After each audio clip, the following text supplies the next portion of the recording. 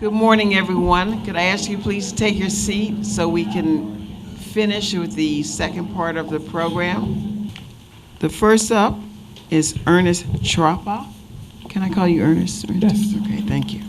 Who is the current director of the DC Department of Consumer and Regulatory Affairs. And as you may know, you definitely know if you're a contractor, but if you're a consumer, he is over all of those the operations that you have to undergo before being able to construct your ADU. So zoning, permitting, licensing, all of that falls under DCRA. So I'm so glad you could join us this morning, Ernest. So the first questions I have for you is, the most successful jurisdictions in the country have flourished, have been flexible when it comes to amending their regulatory requirements. So my question is that, are you, as the director of DCRA, open to suggestion on how processes might be modified to make it easier for consumers to build ADUs? Thank you for the opportunity to be on this panel to further the conversation about ADUs. DCRA, as most of you know, protects the health, safety, and economic interest of residents, businesses, and visitors to the District of Columbia through regulating construction, business licensing, and a host of other services. When you look at the evolution of the agency from when it was established to now, the common thread and the focus now is to build a more nimble organization that adapts to changes in our community. So the direct answer to your question is yes, the organization is focused on being nimble and responding to our customer needs and interests as a way to further our mission. Okay, and since we're dealing with a population who are mostly new to this construction process, what do you see as the major barriers or issues for them when they come to the agency? There are a couple that come to mind. One is what I call pre-existing condition. And the pre-existing condition stems from something that we've also learned today and you've touched on, and that is financing is one of the biggest barriers to ADUs. So when somebody comes to DCRA as our customer, they have a pre-existing condition where they have some anxiety or concerns, or they have carrying costs associated with their financing. That puts them in a very different state of mind when they are dealing with the government agency. They expect things to be streamlined. They expect things to move faster, just as they are being used to in the on-demand economy.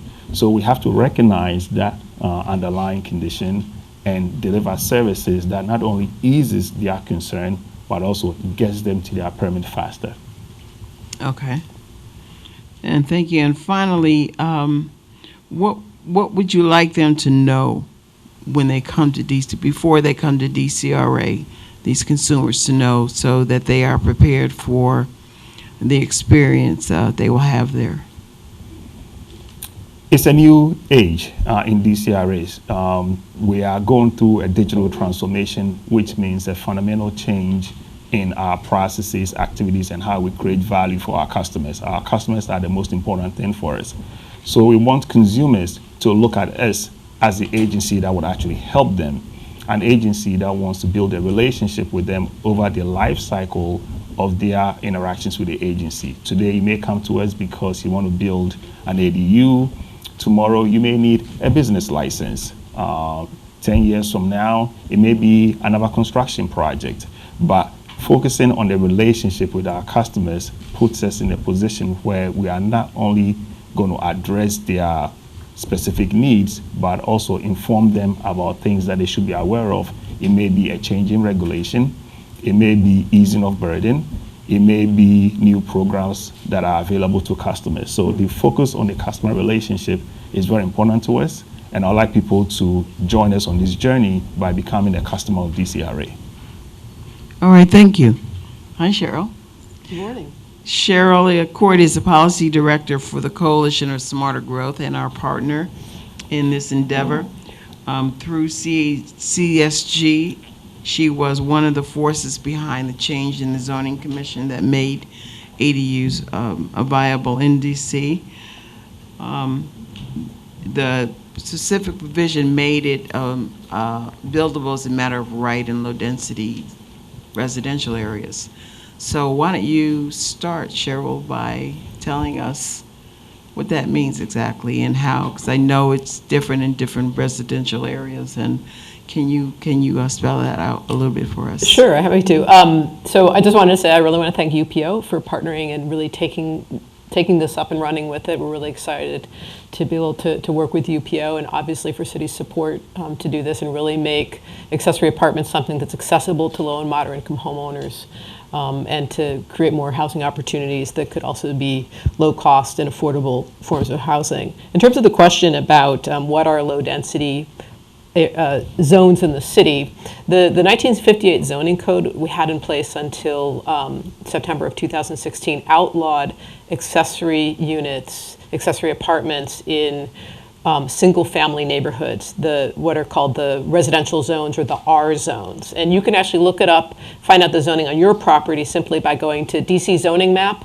You'll get into the zoning map, and then you can just type in your address, and it'll tell you who the owner is and what the zoning is, and that's how you can find out if you're in an R zone, which is the residential single-family zone, or if you're in one of the slightly higher residential zones, like an RF, which is actually the residential flat zone. A typical residential flat zone would be Capitol Hill, where you have row houses, and then on up from there to residential apartment zones. So the residential zone is for the lowest density zones, single family. There's sort of like the arcing around the outside of the city where there's sort of the largest kind of land area, larger lots, that's both single family detached homes and also actually some lower density row house zones as well. So it goes from like an R1, which is large lots, single family detached, to like an R3, which would be row houses that are still considered single family.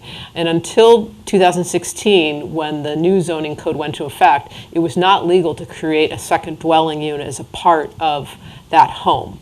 And so in 2016, that was changed so that you can, as a homeowner, if you live in your home, you can create, if you stay in your home, you can create like a basement apartment or a backyard cottage or a garage conversion. And so the rules are that it needs to be owner occupied. You don't, to have an accessory unit, you don't have to, the homeowner can live in either unit. They can live in either the principal dwelling or in the accessory unit, but they need to live on the premises.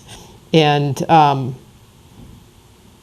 then there's some other rules that are really more kind of getting into the zoning. Basically, what it says is the zoning has now made this something you can do as a matter of right, meaning you don't need to go get a special permission from, say, like the Board of Zoning Adjustments or something like that. You can just go look at your zoning and go get a permit from Director Chopra's agency, basically, if you follow all of the rules. Okay, thank you for that. What do you see as the major barriers, regulatory barriers, for consumers wanting to build an ADU? Well, now that we've done a lot to clear away zoning barriers where it was prohibited to create an accessory apartment, now I'd say that the main barriers are just helping people go through the permitting process. You're creating a new living unit. It's actually kind of a big deal, and so it's not something that homeowners are accustomed to doing. And so it's basically taking someone who's sort of becoming an amateur developer, and they have to go through the permitting process, and that can be daunting. That's even daunting for professionals. And so it's really the question of how can we make this permitting process understandable, set expectations so that homeowners know what to expect, and then how can we make the permitting process more predictable, because sometimes the answer you get depends on which permit or which plan reviewer you talk to, and then how can we then streamline that process so that it becomes an easier process to go through and something that's more understandable and faster to get through. Well, those are actually my very next questions. How do we lessen this burden? Right. Well, I mean, it's first of all, we need to understand what to expect. Sort of what is explaining this to homeowners, like educating them with workshops and other sorts of forms. I know the DCRA also actually conducts homeowner education. They just did a homeowner education series that I participated in, but it's something that they're doing in the evening to make it accessible. Those are really important ways. Going to the homeowner center and just talking to the staff there. We'd like to see a more robust homeowner center to do more assistance like that. And then both sort of like making the process more understandable, and we can provide more materials. We have some fact sheets, but we can do a more robust job of explaining the existing process, and then we can look at opportunities to make that process work better and be easier to understand and faster. Okay. Well, thank you for that. Maura Brophy is the Director of Transportation and Infrastructure for the Federal City Council.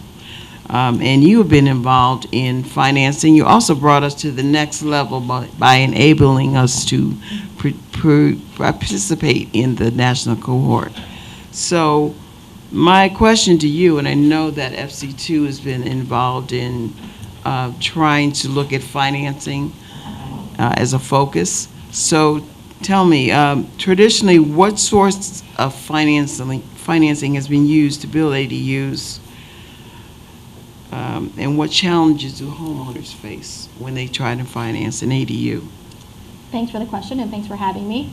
I'll piggyback off of something that Cheryl said, which is that we now have these new zoning rules that make us allowed to build ADUs, and we have the rules that we do thanks in many ways due to the work of people up here with me on this stage. The rules are important, but there are still barriers that remain to households' ability to build these units. Permitting is one, and the process-related challenges are being worked through. Financing is also another major barrier.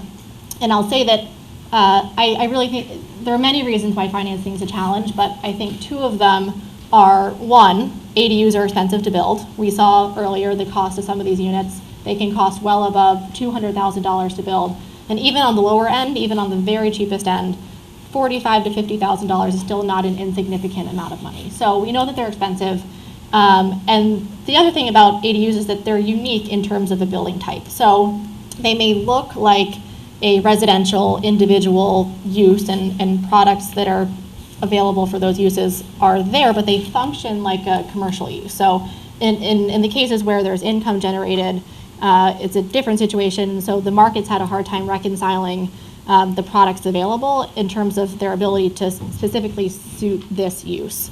So because of that, about 60% of the units that have been built nationwide have been paid for with cash, which is certainly a good option for people who have the resources to deploy to build these units, but it's not an option that's available to everyone. And even the financing tools like the cash out refinance or the home equity line of credit, they're available and they can be adapted to this situation, but they're still imperfect tools for ADU financing. So they produce limitations, which are again being worked through, but financing still remains to be a major challenge. Okay, so what is being done on this issue nationally? So as you mentioned, there are some good examples of pilots that are being tested in places like Portland and in the Bay Area in California, also in Southern California. These are being led primarily through CDFIs and local banks who are working to try to address some of those limitations, work around some of the challenges with the more traditional sources of capital, and test these ideas so that we can adapt these models to better fit ADUs. The good news about the financing is that once this is figured out, it will be replicable, it will be translatable to other cities. That's not always the case. It's not the case with permitting in many cases because everyone's rules are different. But the good news is that there are lots of people thinking about this, and so the more learning that we do and the more information that we share, the closer we'll be to getting ourselves to a workable product. So what is being done by FC2 in DC to address this issue specifically? So, as you mentioned, we are working with a network of other stakeholder groups throughout the country who are all interested in ADUs and ADU finance. We convened a network of these groups that are working specifically on the financing issue. So we're organized now in a way that allows us to share lessons, allows us to share best practices, and will let us collectively share the work that we're doing so that we can sort of innovate in a way that gets us to a workable financing product. I think that there's a lot of things to be encouraged about with respect to the work that's being done in DC. As Director Donaldson mentioned earlier, there are more than one report that's come out in the past couple of years, plans that have come out that acknowledge ADUs as a solution for housing. I think that there's a broad commitment from the city and also stakeholders that are working in partnership with the city to really focus on this as a housing opportunity and to continue to try to address some of the remaining barriers. Okay, thank you for that. Harriet Trigoni. Hi, Harriet. Hi. She's currently director of the New Urban Mobility Alliance, and before that, she was an official of U.S. Department of Housing and Urban Development, and I believe with DHCD, right? No, I ran the planning office. Ran the planning office. That's what it was. Anyway, Harriet has been instrumental in bringing us all together and bringing us to a new level of understanding as she has worked with ADU organizations around the country. So I wanted you to share your general view of why you believe this is an important area to study. Let's start there. Sure. A lot of cities are like DC in that they're facing real affordability issues as people return to the cities in a lot of places. And there's a lot of job growth. People are finding it very hard to afford to go to those places, and it's affecting, some of the things that when we think about the American dream, it's the idea that you could, no matter how humble your beginnings, that you could rise to any level, and that economic mobility is something that we always think of as part of, the founding of our country, but it's less and less true. Because the places where the economy is growing the most, including places like DC, have such high housing costs that people can't get in or they can't stay in. So looking for affordable housing options has been the prime motivator for why so many places across the country, including the entire state of California, have changed their rules to make it a lot easier to do accessory dwelling units. Now, how are the challenges faced by DC that we've kind of touched on here today similar to those faced by other jurisdictions? Well, our challenges are very similar, and I think some of the reasons here are also a little different. So on the one hand, we have this affordability issue, but our demographics are a little different than other communities. For almost every place across the country, compared to when a lot of our housing was built, especially single-family housing, 1950 and earlier, households were larger. So it's almost as if in across the country we'd plucked one person out of every household. Households are half as large as they used to be in 1950, and that means that if you're a retailer, there are fewer customers in your neighborhood. That means if you're a transit agency, you have fewer people riding transit, than you did even 20 years ago. So it's there are all kinds of ways to get more density into neighborhoods, but this is one of the least obtrusive. It's hard to see it, and so that's one thing. We also have more. Part of that changing demographics is that we have a lot of single-person households. Part of it is because a lot of people want to age in place in their neighborhoods, and we're living longer. So a lot of those single folks are elderly, but they're also young people who are delaying, deferring, maybe never marrying or starting a family. And so at either end of the spectrum, we have more single-person households, and that single-family housing stock isn't so great for them. It's very expensive. So how do we house those folks? The other thing is that a lot of people, when I say they want to age in place, they might be on a fixed income, and they might be living a lot longer than they ever expected. So being able to stay in a neighborhood where they know people that's a huge part of them being able to be happy and healthy as long as possible. And so we have all these trends that are national are much more extreme in the district. Almost half of all of our households are single person households. If you count 1 and 2 person households, it's more than 70%. So think of it like the demand potentially for something like an ADU is maybe much stronger in the district than it is in a lot of other places. The other way in which we're different is because of that residential flat zoning, row houses that all of us know. It's always been legal for you to have 2 units in a row house zone. So those English basements, everybody knows someone who's lived in an English basement or who has one. So it's not quite so foreign as it is in a lot of other places. What's not so regular is how many is doing that in a single family zone. So we do have a lot of experience, even with the financing and the appraisals around that. Almost every banker and appraiser knows how to value an extra bedroom and an extra kitchen, an extra bathroom. If you were adding this to our normal house, they could appraise that, and a lot of them are using that same approach. So we have some advantages over other places. But there's a lot that we can learn. Most places that are generating a ton of new housing through ADUs have even less restrictive zoning than we do. This is our first stab at it. Many places went through 2 or 3 iterations, but you can't deny that it's a big phenomenon. As you mentioned, Kay, that Montgomery County, a jurisdiction of more than 1 million people, unanimously adopted a much more permissive ADU regulation. Very, very recently. So it's happening. Well, along those lines, what is it you think we can learn from other jurisdictions, including Montgomery County? So one of the things I think that's important, and we're talking a lot about it, and we're trying to get these things in place, but learning from the places that are doing a lot of production, there's the potential, then there's the actual making it happen. So let's just do a little survey. How many of you have ever gone to DCRA for a building permit? Okay, not even 20% of the room. How many of you have ever been a landlord?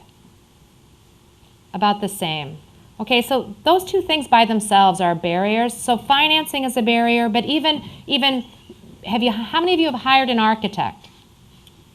Oh, actually more. Okay, so some of the same people, some different people, but you have to hire an architect and a builder. You have to manage a construction project. You have to get a permit. You have to become a landlord, right? All of those things are things that are barriers to folks. So what a lot of other jurisdictions have done is done things to help homeowners focus their attention on the opportunity. So in Portland, what they did is they temporarily rescinded a pretty hefty impact fee that every new construction project had to pay. So it was a $10,000 to $25,000 fee intended to cover things like infrastructure, right? But they got rid of it for ADUs, and they got rid of it temporarily. So it made people go, oh my gosh, if I'm ever going to do this, I better figure out how to do it now. So that meant all of a sudden there were all these people who were doing it at the same time. They could talk to each other. The issues that needed to be resolved with the permitting agency, they kind of came to a head because a lot of business was now coming in wanting to do that. We don't have impact fees or that sort of thing. So Portland had laws on the books for more than 2 decades that allowed ADUs, but when they rescinded that fee, they went from producing 20 units a year to more than 600, right? So we think that DC might want to think about something else that would create that kind of urgency. Maybe that would be a tax credit, right? Or something like that. Not necessarily a lot of money, but something that would say, we're going to do it temporarily for 2 years. Why don't you see if this is something that you want to really invest in? So that's one of the things that I think for us, given all the other things that we've done to try to support this, we have the DC government, part of our conversation. We have the Coalition for Smarter Growth and the UPO there to help people and to convene people around this issue. We have the Federal City Council working on financing along with other institutions, including Citibank.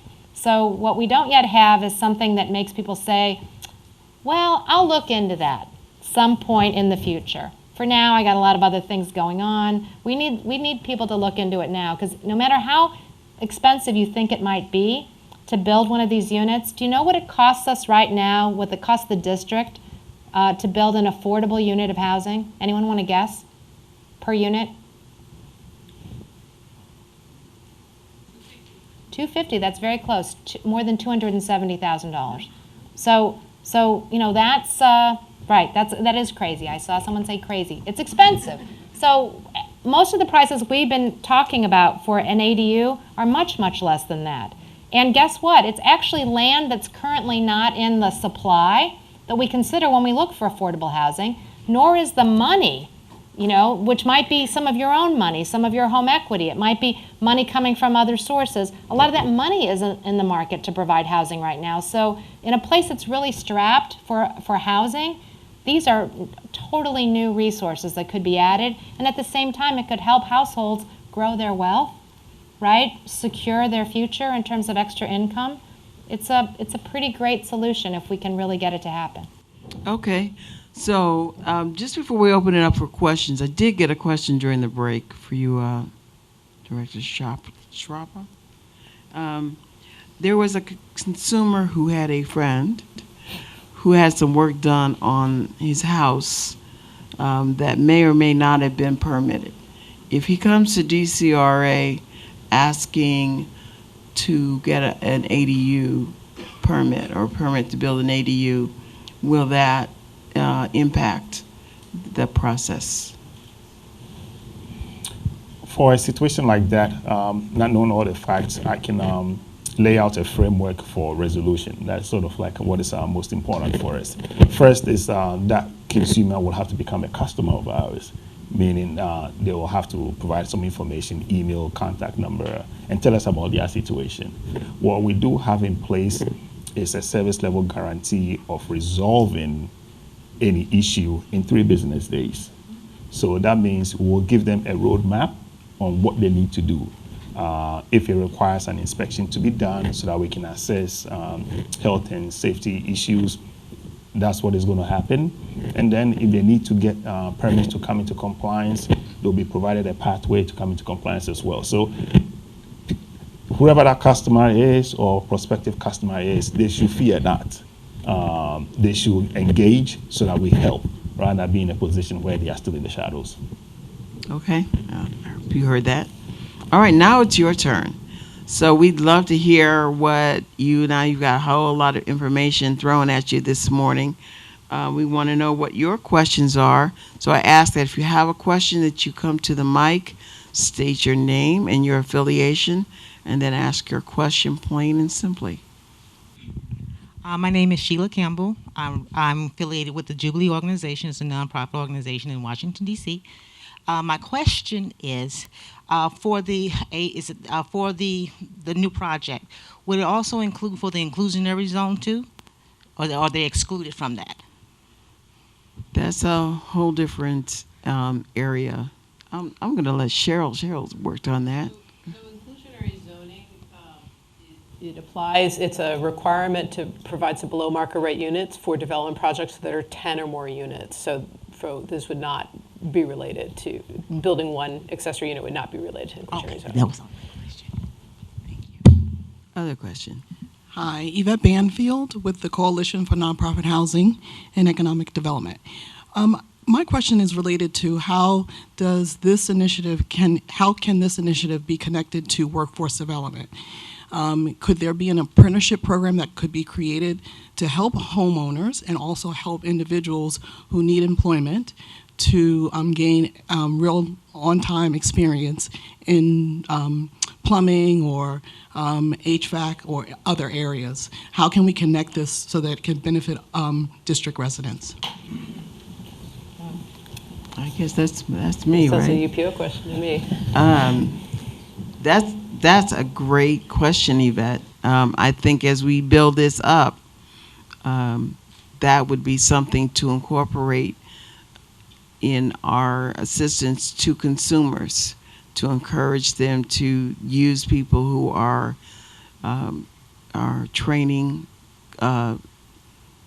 contractors are open to using apprentices to consciously use it as an opportunity to involve the workforce, the local workforce. So I look forward to inviting you to contribute. You knew that was coming, right? You could contribute to those ideas as we build this out. And that's exactly what I mean when I say it really is a conversation, an opening for everybody to, to contribute to this. I see Mark back there. You mortgage division of city. We need to work with you guys to see what kind of mortgage products we might develop. This is an opportunity for everybody to come join us. Other question? I'm sorry. What Yvette said was a great question, and I don't think we've tried to address it, as we've kind of built this initiative so far. But there are two things that are true. Most people have not seen a detached accessory dwelling unit. They've never walked through one. They've never seen it. There's a lot of curiosity about it. I mean, it would be a really cool thing to have, let's say, one of our schools that is devoted in part to construction trades, to build a demo house that people could see, maybe put it together in a way that it could be moved to different sites so people could visit it. And the other thing is to go upstream a little bit to talk to construction companies who may not be so aware of this opportunity. I know one of the other issues is that when people are doing whole gut rehabs of their homes, right, or developers are doing that, they're doing $800,000 projects, $500,000 projects. So if you've got an $80,000 project, it's sometimes hard for you to compete with those larger projects to get good construction workers. So there might be a way to identify smaller construction companies who might be interested both in the workforce development and in maybe trying to specialize in these particular projects. So those are all things that could possibly be part of an initiative that we put together. But thanks for the question. Yeah, absolutely. To the question of our workforce development, there is currently a pilot program that DCRA has in place that speaks directly to this idea. We've launched a program to train residents to become professional inspectors over a series of weekends. I believe it's 3 weekends, 6 hours of class, and we prepare you to take the certification exams as well. Upon successful completion, we give you work. And that is in part our way of not only giving back to the community, but also finding innovative ways to use the resources that Mayor Bowser has given us. If you look at the construction that is happening across the city, we project there's going to be about 150,000 inspections a year, including ADUs. And we currently do about 90,000 inspections with a workforce of about 68 people. There's no way we can hire our way to conducting the inspections timely. So we've taken the problem and converted that into an opportunity where our residents become trained, and we give them jobs, we give them training, and some of the certifications that residents can attain is something that will also give them work nationally as well. So there's more information on our website, or just Google DCRA Uber for inspections or resident inspection training program, and that's a way to get our residents connected and engaged in what we're doing. There you go. And speaking of developers. Hello, I'm Gabrielle Goodwin with Alluvial Enterprise, and we have been pushing this ADU tiny home initiative with shipping containers, and where the bulk of our clients are getting stuck in is the financing piece, but it's really more so on lenders needing to see, hey, we need comps, we need you to pull together rent rolls from other of these units, and the issue is that from a lending standpoint, they're classified as 2 units. So they're not taking duplex rental comps, they want actual detached tiny home ADU rental comps. So maybe a way to build some type of repository from a lending standpoint to when if a lender does decide to finance a tiny home, making them report the rental comps for like the first 6 months is like a contingency on their loan, just to make it easier for people everywhere to kind of have access to that data, or teaming up with like the MLS to make that data easily accessible. As a broker, I can access that data, but even then we're having, Airbnb is where we're seeing a lot of that data is even harder to access. So making it kind of a responsibility on the owner to report that would be helpful. And from a financing standpoint, have you considered a way where another area we're struggling is people don't have the funds in a lot of these lower income communities. But what they do have is money sitting in their 401ks. So ways to do self-directed 401ks to where they can do some type of 1031 exchange, so it's not a tax impact, and they can successfully finance their ADU. That just may be another option. I don't know if you've thought about considering. So, one of the things that we've been playing around with is part of the reluctance of lenders is that they feel like this is a new product or a new risk, and they also, because of the recession and the role that housing played, in the recession, they're still very reluctant to lower their